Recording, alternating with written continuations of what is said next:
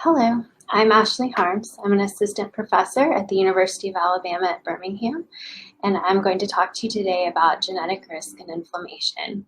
I first wanted to start by thanking the organizers for inviting me to give this talk today. So many in this room are familiar with these monogenetic causes of Parkinson's disease shown here in red, such as synuclein or LRRK2. These familial mutations are highly associated and causal for PD, but there are also many mutations such as GBA or LRRK2, or there's other low-risk variants such as single nucleotide polymorphisms in alpha-synuclein, LRRK2, or HLA-DR, which are very common in the population, which incur a low risk of PD shown here in green. And I wanted to start by kind of making a cause for neuroinflammation by pointing out an elegant review that was published last month in Movement Disorders, talking about the role of environmental factors disrupting immune homeostasis and increasing the risk of PD.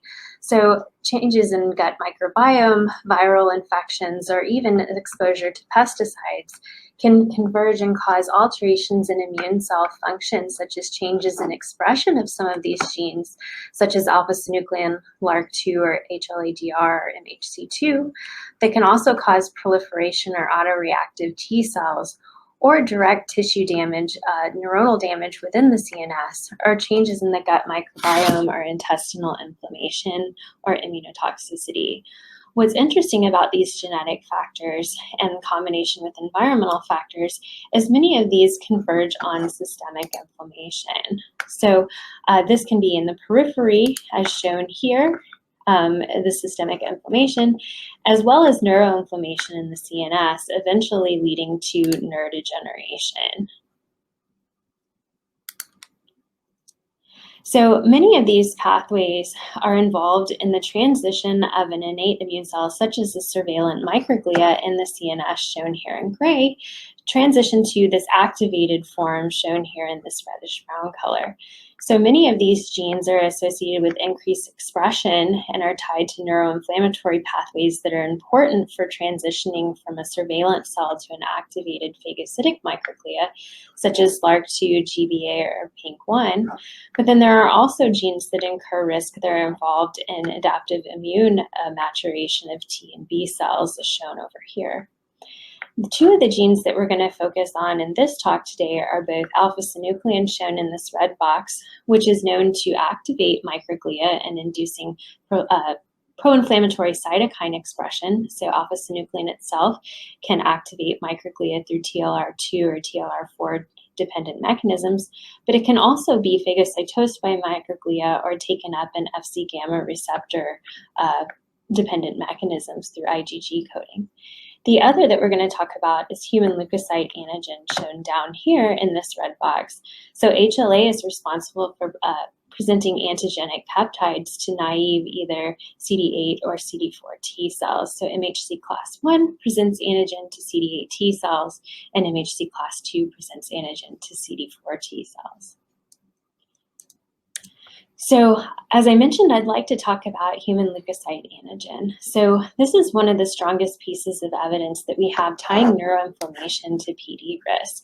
So an elegant study in 2010 by Haida Payami's group showed that single nucleotide polymorphisms in HLA-DR, shown here in this red box, this particular SNP, this RS31298882, was associated with late onset PD or sporadic PD. So as I mentioned, MHC class 2 is linking innate and adaptive immunity by presenting antigenic peptides to T cells. Once activated, these T cells can proliferate and produce pro-inflammatory cytokines, inducing inflammation and activating surrounding cells. So HLA is located on chromosome 6, shown here, and there are those genes that incur the expression of class 1, as well as those with class 2. This single nucleotide polymorphism shown here in this red box is in a cis-acting EQTL, so it's thought to affect the expression or activity of HLA-DR.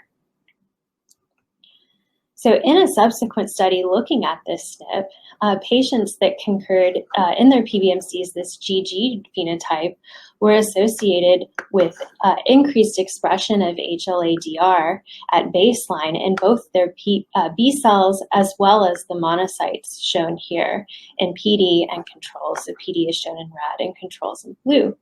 What was interesting, though, is when stimulated with interferon gamma, which is a potent activator of MHC class II expression, or HLA-DR expression, these monocytes showed increased expression and activity of HLA-DR, shown here in red.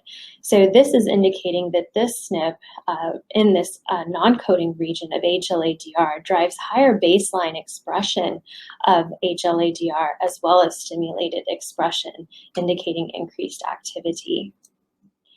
So there have since been more HLA haplotypes that have been identified that are associated with Parkinson's disease, and all of them are shown here in this blue box.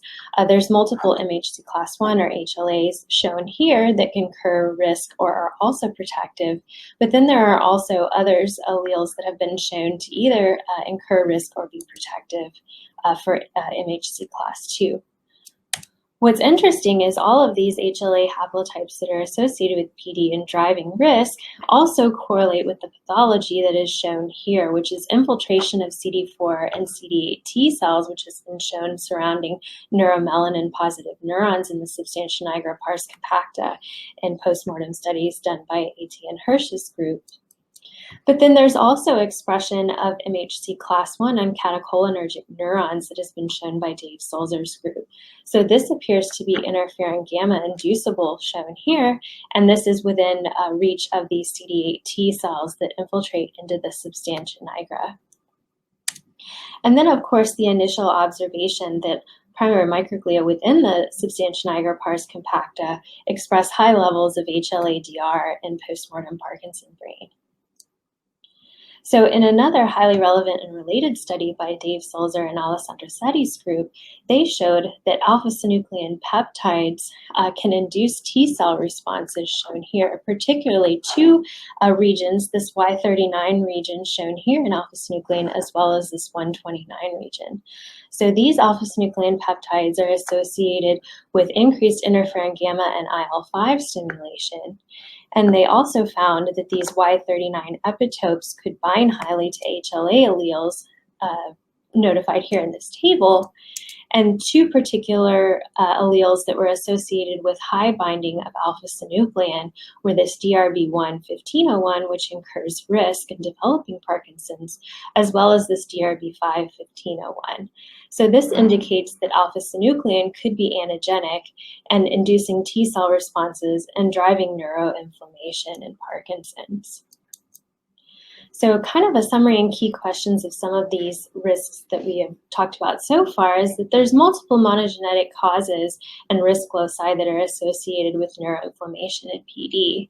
And a lot of these functional activities or expression of these genes are tied to neuroinflammatory pathways, particularly those of PINK1, PARK1, LRRK2, alpha-synuclein, and GBA. While we don't have time to really talk about all of these pathways today, I did want to focus on a key risk factor that's been identified that's directly involved in innate and adaptive immunity, which was HLA. So single nucleotide polymorphisms in the non-coding regions of HLA-DR are associated with increased baseline and interferon gamma stimulated expression of HLA-DR. These particular HLA alleles can bind with high affinity to alpha-synuclein peptides that are associated with higher risk for developing late onset Parkinson's. And these T cells from patients are responsive to alpha-synuclein peptides, indicating that this may be a key pathway in driving neuroinflammation in Parkinson's. So there are a couple of key questions that remain. One is there synergy between alpha-synuclein and HLA-DR expression? And is HLA-DR MHC class II required for disease progression? So this was obviously something that my lab wanted to focus on. So we started with some in vitro studies in which we isolated primary microglia and treated them with either alpha-synuclein monomer or alpha-synuclein fibrils. So when we loaded these cells with DQ ovalbumin, which is a self-quenching conjugate of ovalbumin that fluoresces green upon proteolytic cleavage in the lysosome and is a direct measurement of antigen processing, we found that alpha-synuclein fibrils increased antigen processing, and when we looked at class II molecules on the cell surface, we found that alpha-synuclein fibrils induced class II expression on the cell surface. When we co-cultured these microglia that had been stimulated with alpha-synuclein fibrils with CD4 T cells, we found that the interaction of these alpha-synuclein stimulated cells with T cells induced T cell proliferation, shown here with the EDU flow cytometry plot, but this interaction also is associated with increased interferon gamma and TNF expression, indicating that the interaction between primary microglia that have been exposed to alpha-synuclein fibrils and CD4 T cells was required for T cell proliferation and activation. So we wanted to take this in vivo and really understand is whether or not MHC2 is required for neurodegeneration in our mouse model. So what we did is we took a wild-type mouse and overexpressed either alpha-synuclein, shown here in green, or GFP in the substantia nigra pars compacta and TH neurons. And what we found is that 4 weeks post-transduction, we saw a robust MHC class 2 response, shown here in red, surrounding these dopaminergic neurons that had been transduced with alpha-synuclein. When we performed mononuclear isolation and flow cytometry, we found that MHC class 2 was not only increased on the cell surface of CNS microglia, but it was also increased on CNS resident macrophages, as well as infiltrating monocytes from the periphery. So in order to understand whether or not MHC2 is required for driving this neurodegeneration, we performed this experiment in 2 separate ways. The first was to use an MHC2 knockout mouse. These mice lack the IA and IE MHC2 proteins that are required for presentation of antigen to CD4 T cells. And what we found is when we overexpressed alpha-synuclein, we get about a 25 to 30% cell loss of TH neurons in the substantia nigra pars compacta, but this was completely attenuated in the MHC2 knockout, as well as a C2TA knockout. So C2TA is a transcriptional coactivator required for interferon gamma-dependent expression of MHC class 2. We also found that in the C2TA knockout, in which these animals could not induce an MHC class 2 response on microglia in the CNS, that it was also protective against dopaminergic cell loss. So in the end, I wanted to conclude that there's definitely strong evidence for MHC class 2 or HLA as a driver of risk of pathological disease progression in PD. And we also find this evidence of innate and adaptive immune involvement in animal models. Using our animal models, we found that alpha-synuclein induced inflammation and neurodegeneration, and this seems to be mediated by MHC class 2 antigen presentation to CD4 T cells.